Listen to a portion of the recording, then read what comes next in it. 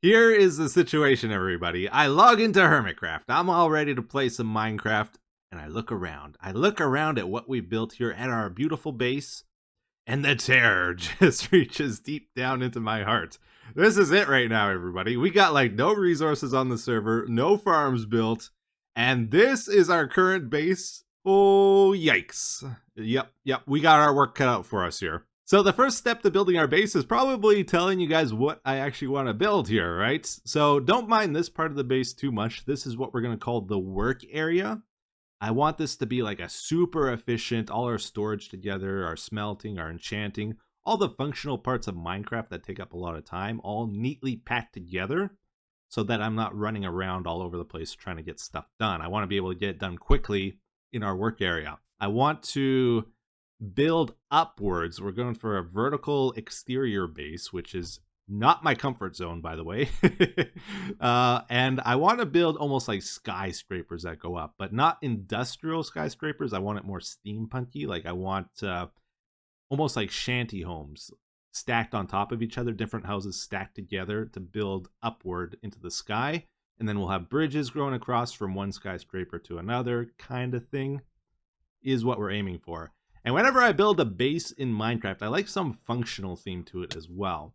So the goal is going to be with a vertical base. I think movement is what we're aiming for. I almost want it to be like a parkour city. Like I want it to be fun to move around in. Yeah, so we know what our goal is now. How do we go about reaching it is the next question. And you might see what I'm doing here, and you might think, Etho, definitely not that way. Keep in mind, a lot of the stuff I build looks terrible at first, and then it gets better at the very end, right? Or else I just abandon the project and never finish it. Somehow, we're going to need to get some dolphins over here, or at least one to begin with, and get them in that hole. Now, right around our base, we have tons of water, right? It's all over the place, but none of this is ocean. It's all rivers. So if we want to get a dolphin, we actually need to go over to Joe Hills, I think is the closest ocean to our base. Just over this way, about 300 blocks or so. Yeah, right over here. This is ocean over here. I found this guy before the dolphin. Are you serious? I found a friend. All right, we got our friend pretty quickly here. I'm just taking him down the river to see how close we can get to our base this way. Like, I think it might get pretty close, actually. Just through the rivers here. Hopefully I don't have to take him over land, because that's never fun. Okay, this worked out really good, actually. So we were able to get up to this point, and we just have to carry him over land just a little bit to get to our base. All right, let's give this a try. We got a dirt column with water in the middle. Let's see if he'll follow us up here. Oh, there's the lead. Good. Yeah, come on, guy. Up he comes. Over to the road. Don't jump off the side. I know you want to. You really do. This worked out pretty good, as long as we can get him in the middle somehow. I should have put some blocks here. My goodness. This is not the way to do it. This is not working out too well.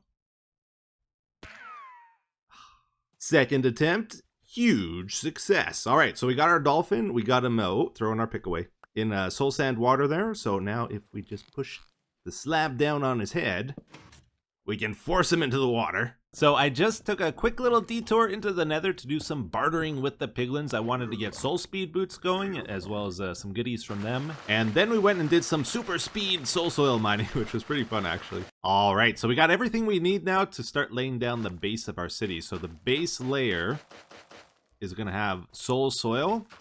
And then on top of that, we'll have slabs, and then we'll flood the slabs with water. Now, you gotta think of it a little weird here. So that is not the base of our city down there at the water level. We're bringing it up like 10 or 15 blocks here. And don't ask me why. This is what we're doing, okay? I can't give you a good reason. I just thought it would be easier and cooler and stuff. Yeah, so it might be a little hard to picture until we actually do it, but you have to imagine like where we're standing now is the ground level to our city, right? It's going to be mostly water, hopefully with enough decoration and structures mixed in that it's not just a big blob of blue that's boring. But we won't really be spending a lot of time down in the water here. We're going to be up in our city building and doing cool stuff, right? But I think this makes a perfect base to our city, especially functionally. Like, our goal is to have fun movement in our city. And you can think of it like you're building up in the city, you accidentally fall down. You don't have to worry about taking fall damage. If we have water below, we can just, bam, we're perfectly fine, right? We can like take boats off our building, launch them into the air, and then land in the water, and we're free to boat around at the base of our city that way. Maybe take it up an elevator into one of our skyscrapers. We can do like trident boosting if we have a base layer of water. But most importantly, I think the funnest movement thing in this game is the dolphin boosting. So we're going to have dolphin boosters at the base of our city in places. We'll have one at our work area here.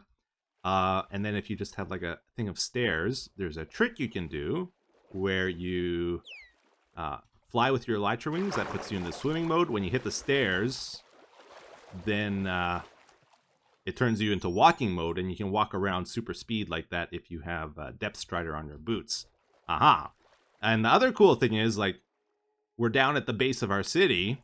I can also use that to get up into our buildings if I practice it enough. Like, you don't need to use rockets to launch yourself up. If you time your jump right, you can fly pretty high up into the air. The other really cool thing about having water as the base of our city is it's super simple. It's perfect for a lazy guy like me, let me tell you. Because all I gotta do is get a bunch of soul soil from the nether, which is easy to do, and bricks from villager trading, and that's about it. I don't have to worry about collecting a bunch of weird blocks and texturing the ground. I can get this done super quickly, and it's pretty brain dead, right? Just place a bunch of blocks down, which is it's nice. I'm gonna be doing like large scale building with this project, which is something I don't have a lot of experience with. So anywhere we can do something quickly is great, so that we can actually get to the interesting part of the building. But yeah, right now we make big square. I wanted to check out our statistics here because I was curious how many slabs and soul soil we ended up placing for this section we've been working on. And we're about 6,300 of each, so like 12,500 blocks placed so far for this section. I would guess our actual city, when it's all said and done, will probably be at least 2 to 4 times bigger than this for it to feel good. So this is just like the basics to get us started here.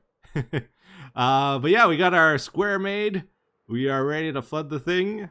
Let's do it. See if the server crashes. Should be fine, right?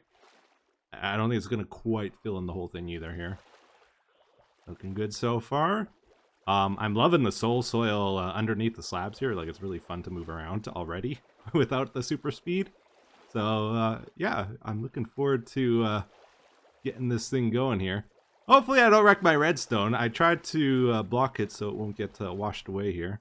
Yeah, that's a limit on this side. How far did it go over here? Right up to here. Okay, yeah, I put like a little lip over here so it won't go over where I don't want it to. But we're going to have to extend this out further here. Awesome, so we got our section all flooded here. We're good to start building on top of our base, but before we do that, to be honest, I just want to play around with the dolphin boosting a little more. I've been super curious about this. Like, whenever I've tested it, it's always just on a straightaway, and now we have the area to run around with. And I kind of got the feeling like you might be able to drift with it, but I haven't been able to really test that. So now we can find out how much fun is this actually. Whoa, okay. I don't think you can drift. I think I lost control there. Let's try this again. I'm probably going to spend like at least an hour playing with this. Whoa, okay. It takes some skill. I'm so confused. Like, I feel like I should go the direction I'm looking, and I'm not, because I think I'm pressing the keys the wrong way. Whoa. Okay. Yeah, this is some weird stuff. Now imagine it with obstacles we have to run around, because there'll be land and stuff in the way here. Okay, that's crazy. Whoa. I like it. It's good. Okay, cool. These villagers are really coming in handy, by the way. I've been doing a ton of trading this episode. Like, all 100 of these levels are from trading. Mostly for bricks, but I don't really have anything to sell them, right? We don't really have anything farming at the moment, so I've been buying bookshelves, breaking them into books, and then selling them back to them. It's like the the easy trade to do if you have nothing. You just sell them books, get emeralds. I've also been buying glass, lots of glass from these guys, and some of that I've been turning into bottles. And then you sell the bottles to the cleric guy. Where is he? Yeah. And then I use that to buy redstone. And then also stone is really easy to get, so I've been selling it to this guy as well. And then buying bricks. All right, very good, very good. So I think we're now ready to move on to the next step of our building, which is not building the buildings, by the way. No, I think that would be a mistake. I think we actually need to build up some land first and then put our buildings on top of that. Because if you think about it, let's say we put some buildings directly on the water here. We really need to be able to manipulate the land outside our buildings, like move it up and down, change the color of it. If it's on the water, we're dealing with a completely flat surface here. That's very blue, right? There's not a lot of control there. Now, I don't have a lot of experience terraforming. That's part of the reason we're doing this project, so I can learn. So you'll have to bear with me here. I'm trying stuff, and we'll see if it works. I figured let's sort of lay out, like think of a shape and then lay out the general wire frame for that shape. So I'm thinking let's cover over the work area here with almost like an overpass, right? We'll have an entrance to the work area, a nice arch down at the water level. Then we're going to have a staircase that goes up to the top part here. And this is where we're going to put our skyscrapers up on the flat part here. We'll want a fairly wide base, and it'll get narrower and narrower as we go upward, probably. But yeah, I think what we need to do, let's maybe start over here. I think I want to connect like this bottom line I made to the top line up there and just see what that looks like. We're not going to think about like what color of blocks we're using or anything like that just yet. I just want to do a rough layout first, see what that looks like, and then refine the shape a bit. And then later we'll start thinking about, okay, let's use some tough blocks, right? And maybe some cobblestone stairs and slabs and that kind of stuff. You know, it was probably fine as it was. It was just a little boring looking though. So I'm going to extend the top another 2 blocks just so there's a bit of a bigger difference between the top and the bottom. Let's give this a try as well. Instead of just free forming the cliff out of nothing, I decided let's build the bottom line up to the top. And now we can see the difference between the top and the bottom we're trying to reach. So we're going to keep the bottom where it is, but then I need to try curve it towards the top as I go up here.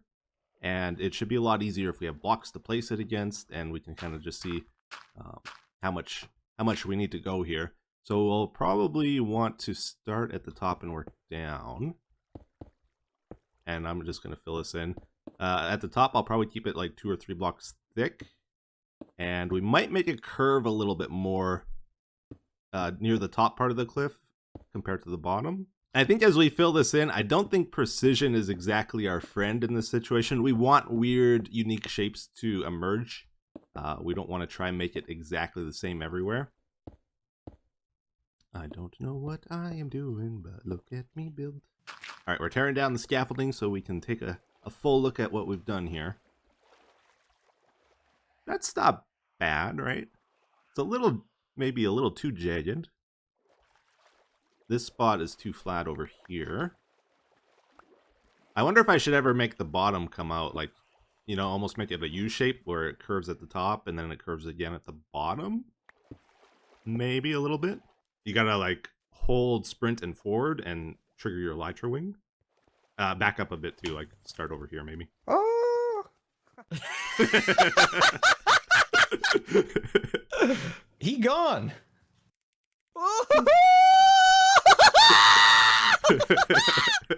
Over here. Okay. I'll teach you how to do it.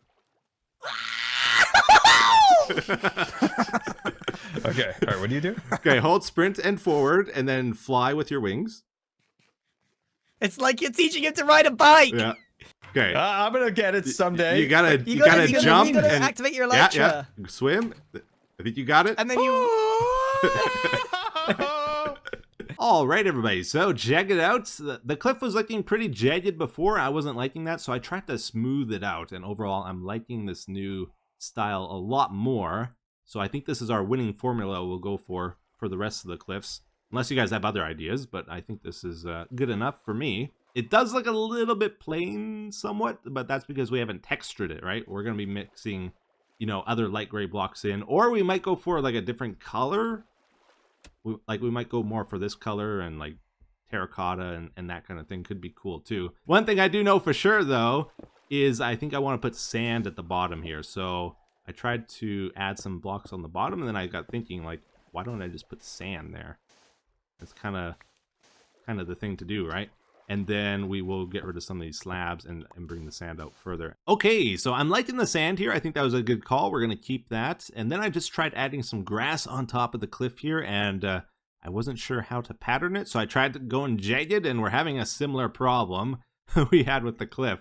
Like, I think it looks fine from this angle, but as soon as you get down here at the water level, it looks really bad. It's because it's not uniform, right?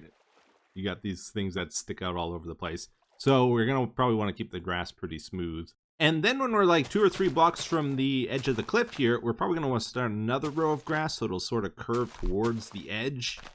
Excellent. Okay, I'm liking that for the grass. I think that's our style.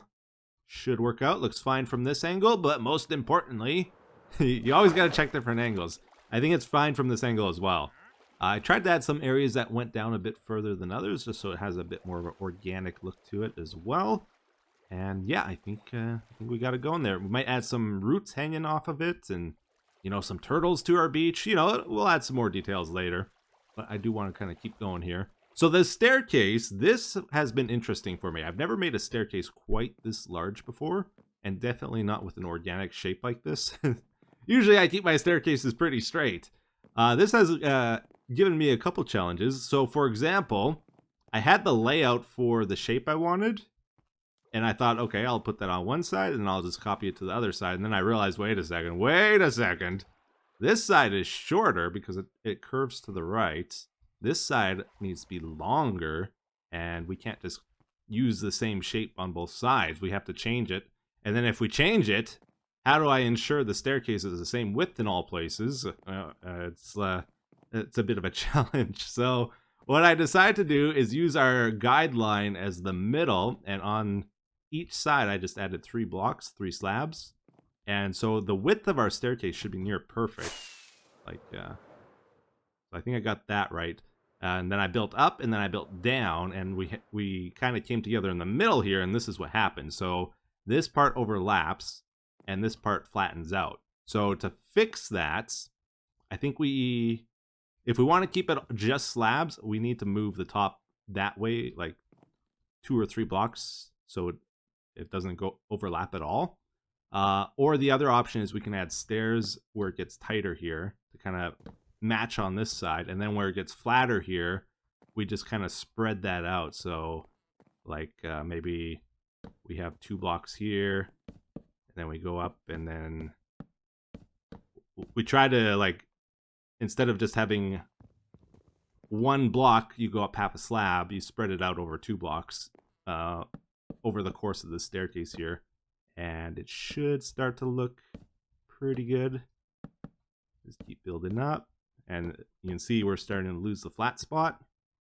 And then if we get up here, you know, a couple more steps, and it's pretty much gone. Yeah, so it's like gone now. That might be the way to go. I don't know. Well, let me refine it a bit and see if it looks good or not. Well, we messed with the staircase for a little bit here. We got it pretty good. Definitely not perfect, though. I'm not quite sure what to do to make it better. I kept this part straight, and maybe I want to curve down here as well. But then I find, like, if you curve your staircases too much, they're really annoying to actually walk on. Like, I like the stairs to be pretty straight, even like when it gets diagonal, like over here. Like, this can get kind of, you get really jumpy as you go up the stairs and down the stairs, right? I don't like that. I like it to be pretty smooth as you go up them. But it's not bad, I think. So we ended up filling in the spot over here once the staircase was done. I decided to do the staircase before the train just because it was so big that I didn't want to lay the terrain down and then rip all the terrain out, right? Let's just let's save some time here. And filled in the cliff over there. I think that's good for me. I'm liking that. And from a distance, I think this all looks pretty good too. So I'm happy with how things are going so far. But anyways, everybody, that's probably as far as we're going to get on that project this episode. And hopefully before the next episode, I'll get some more terraforming done so we can get right into the building. And hopefully it'll go a little quicker now that I know what I'm doing. It actually went at a fairly good speed though today. I was happy with things. Before we finish up this episode, I thought I'd do a quick little post-mortem on the Battlebane game that we played during the charity event. So yes, it did actually get played, believe it or not. Unfortunately, I don't have video to show you because I was standing on top of the dome during the game and didn't really have a good view of things. I was just sort of moderating the game, making sure everything worked okay. I am hoping in the future here, once I get a little more established on the server, I'll try to arrange another game. A lot of the hermits seem to have a really good time. The game worked pretty flawlessly, I would say. And they seem to want to play again, so should hopefully work out if I can get the gear together to do it. That's the hard part, is getting the stuff for the game. Like, it took like 6 hours of getting gear for 10 minutes of gameplay. Like, it's just nuts trying to put vanishing books on everything. That was very crucial, though, I would say. Like, I think if I didn't have vanishing on all the items, then the floor would have just been covered with stuff. Yeah. I think the biggest thing that shocked me is people stayed in their castles a lot. I wasn't really expecting that. I thought they would venture out a little bit more. But it made total sense once I saw the game being played. Like, I think because the teams were so full, it was a 16-player game, that if anyone ever tried to break off of their group and head out, they just kind of got picked off from one of the other teams. So they would have to move together as a group to really counter that, or just stay in their castle. And the other thing is, another reason they stayed in their castle, I think, was because I got the point system wrong. I made player heads worth 2 points and golden apples worth 1. And I think player heads should be more like 5 points, because player kills weren't really worth enough compared to just picking up all the apples that were spawning. And I might want to slow down the spawn rate of apples. I think if I do that, people will be more encouraged to head out and explore a bit more. I think only Pearl and Azuma found there was a golden apple dispenser over here, so they pretty much got them all uncontested. I thought that was funny because nobody came down here except for them. I gotta say as well, I do feel kind of bad about this. I make a lot of games on HermitCraft, and then you guys never get to see them played on my channel here. It's really bad. Like, there's Hurt and Hermits, there's the Horse Course, there's Rip Zone, and now Battlebane. I'll try to hopefully fix some of those. But yeah, if you guys ever want to check out those games that I never really showed on my channel, there is video out there, especially of Hurt and Hermits, even though the Hermits never played it. A ton of other people did. There's even like dozens and dozens of speedruns of that on YouTube if you ever want to check it out. It's really cool. Anyways, I'll try to arrange some games in the future, hopefully. But until the next episode, that's where we're going to end things for today. Thank you for watching. Until the next one, take care. Have a good day. Bye-bye.